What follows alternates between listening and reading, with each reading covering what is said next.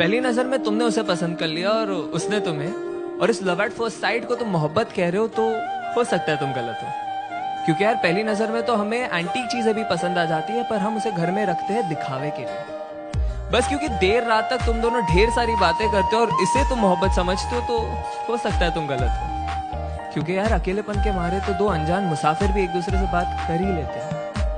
अरे अगर किसी लड़की को देख के वो तुम्हारा हाथ पकड़ लेती है और किसी लड़के को देख के तुम उसका, और इस क्यूट जेलसी को तुम मोहब्बत कह रहे हो, तो हो सकता है तुम गलत हो। क्योंकि यार परिंदों को पकड़ा जाता है पिंजरों में कैद करने के लिए, उन्हें आजाद करने के लिए नहीं। बस क्योंकि अब तुम दोनों एक दूसरे की बातों को समझ पा रहे हो और इसे तुम मोहब्बत कहते हो, तो हो सकता है तुम गलत हो। क्योंकि याद रखो, दो भूखे भिखारी भी एक दूसरे की भूख समझ सकते हैं पर मिटा नहीं सकते।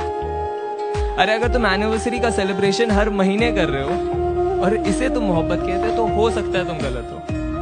क्योंकि दास्तान इश्क को बयां करने के लिए साल का कोई नंबर नहीं चाहिए होता। अरे बस क्योंकि तुम उसकी इंस्टा स्टोरीज का और वो तुम्हारे स्नैप स्टोरीज का हिस्सा बन चुकी है और इसे तुम मोहब्बत कह रहे हो, तो हो सकता है तुम गलत हो।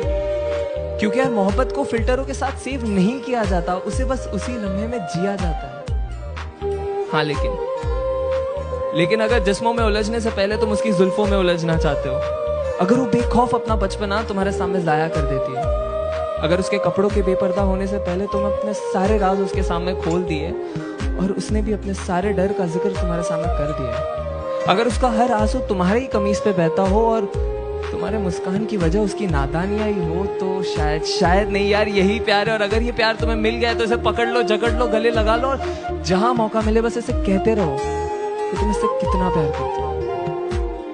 क्योंकि ऐसी मोहब्बत से मुलाकात होने में जिंदगी का काफी लंबा अरसा बीत जाता है।